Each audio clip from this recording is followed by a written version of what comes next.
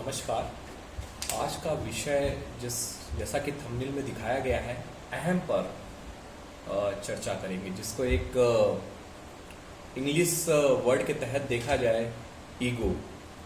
आज की डेट में मैं ये नहीं कह सकता हूँ कि ईगो किसी में नहीं है। अहम या अहंकार किसी भी व्यक्ति में, ऐसा कोई व्यक्ति अछूता नहीं है जिसके अंदर ना हो।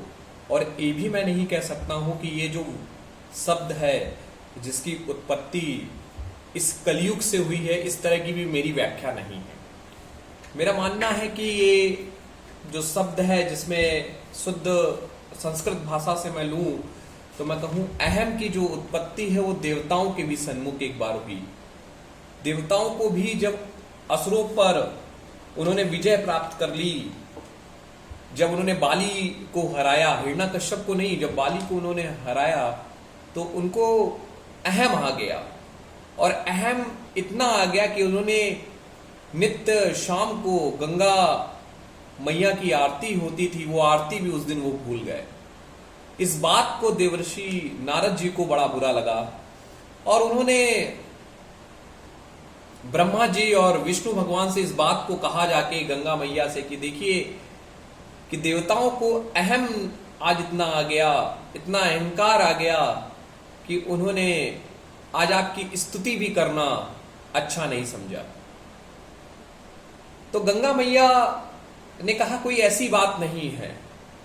उन्होंने कहा कि जब बच्चा छोटा होता है तो उसकी मां उसको उंगली पकड़कर चलना सिखाती है, और कुछ समय बाद क्या होता है कि जब बच्चे को ये अनुभूति होने लगती है कि वो चल सकता है तो वो चलने लगता है, उंगली छोड़ देता है। इसका मतलब ये थोड़ी है कि पुत्र को मां का सहारा नहीं चाहिए। तो देवर्षि नारद जी को ये बात अच्छी नहीं लगी। उन्होंने कहा कि मैया, कि अग्नि को, वरुण को, वायुदेव को, सबको जब अपने शक्ति का अहंकार हो जाएगा तो ये ब्रह्मांड में कुछ अच्छा नहीं होगा। तो इस बात पर विष्णु भगवान और ब्रह्मा जी के पास भी इस बात की चीज देखी गई और उन्होंने इस बात का तरीका निकाला कि चलो भाई देखते हैं। तो गंगा मैया ने एक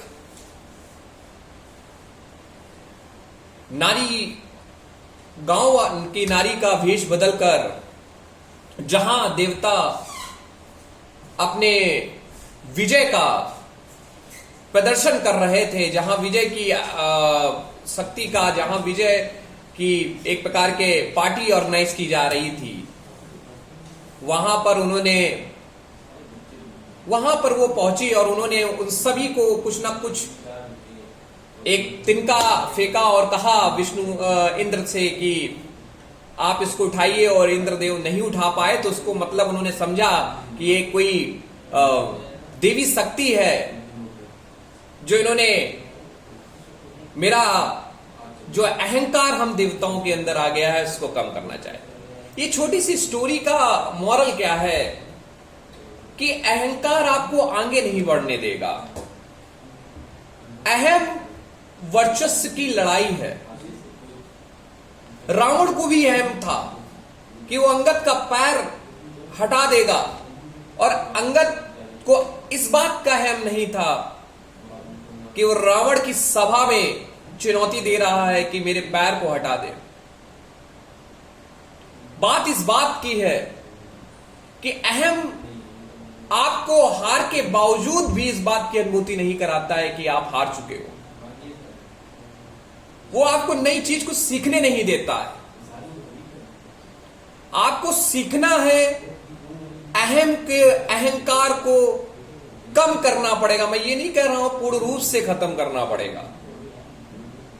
जहां जहां अहंकार, एक स्टूडेंट को, एक विद्यार्थी को इस बात का अहंकार हो जाए कि वो सर्वश्रेष्ठ है इस सब्जेक्ट में, इस विषय में उसको बहुत अच्छा है, वो कक्षा में प्रथम आता है, तो समाज में उसको इस बात का जिस दिन अहंकार हो जाएगा तो दूसरों को क्या सिखाएगा? आप सब क्रिकेट के बड़े शौकीन हैं। सचिन तेंदुलकर और मैं विराट को लेता हूं, दोनों अपने शैली में बड़े निपुण हैं, लेकिन कहीं पर एक का एटीट्यूड झलकता हो, कहीं पर किसी का एटीट्यूड भिन्न है। अहम आप में चेंजमेंट लाता है, ईगो हमेशा आपको डिस्टर्ब करेगा। अब जनाब दिक्कत की बात है कि ये ईगो आएगा कहां से? जब आप किसी को सुनेंगे नहीं। किसी को सुंदरता का है, किसी को अपने ज्ञान का ईगो है, किसी को इस बात का विषय में है कि वो इस चीज में निपुण है। मैं कहता हूं निपुणता अलग है, आप उसको सिखाने की कोशिश करिए, शायद वो आपको सर्वश्रेष्ठ कर सके। ये कोई विषय नया नहीं है जो आज कोई बताया जा रहा है, कोई कम नहीं कर रहा है, बस उसको कम करने की कोशिश का प्रयास नहीं किया जा रहा है। मुखर्जी नगर में कितने भी हमारे कोचिंग मंडी में करने वाले हजारों बच्चों में कुछ ना कुछ अच्छा, किसी का कोई विषय अच्छा होगा, किसी का कुछ विषय अच्छा होगा, और सभी बच्चों को इस बात का हैम आ जाएगा कि मेरा ये विषय अच्छा मैं नहीं बताऊंगा, उस दिन कोई किसी का हाथ नहीं पकड़ेगा। आपको जो प्रतिभा मिली है वो अच्छा होना चाहिए, प्रतिभा आपको ऊपर ले जाए, प्रतिभा का वृक्ष हमेशा अच्छा होना चाहिए। क्योंकि जब गांव में हाथी आता है तो गांव में सबसे ज्यादा जो उससे दुखित होता है वो होता है कुत्ता, क्योंकि उसको इस बात का दुख नहीं है कि उसके गांव में कोई नया आ गया है, उसको दुख इस बात का है जो व्यक्ति यहां पे आया है उसको सभी प्रणाम कर रहे हैं, और कुत्ता कभी आगे से उसको नहीं भौंकता है, पीछे से भौंकता है। वो इस बात का संदेश है कि वो हाथी कौन है, वो हाथी आपकी प्रतिभा का हाथी है। जब आप अपनी प्रतिभा का हाथी, जब अपनी प्रतिभा लेके आगे बढ़ेंगे, उसमें ईगो अहम बिल्कुल नहीं होगा, तो दुनिया आपको नतमस्तक करेगी। इस बात का मेरा संदेश है। इसलिए आप सभी जो आपको प्राप्त है, जो आपको अच्छा है, उसको बांटने की कोशिश करिए। आपको आपकी बोली पे गर्व है तो आप अपनी बोली का अहम, आपको वाणी सरस्वती ने दी है तो आप उसकी बात करिए। अहम ये आपको अग्नि की ज्वाला में हमेशा जलाएगा, जो आपको निरंतर आपको नीचे की तरफ ले जाएगा, लेकिन आपको इस बात की अनुभूति नहीं होगा कि आप नीचे रोज जा रहे हैं। आपको आईने में नहीं बताएगा कि आप नीचे हो चुके हैं।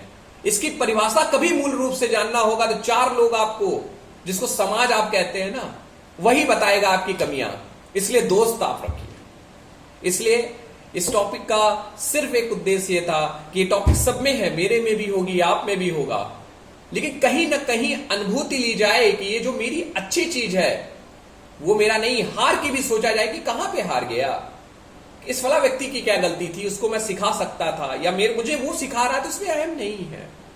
इसलिए आप लोग अपनी सारी चीजों को थोड़ा सा साइड में रखिए। किसी का पास कोई अच्छा है उसको लीजिए, स्वस्थ रहिए, हंसते रहिए। यही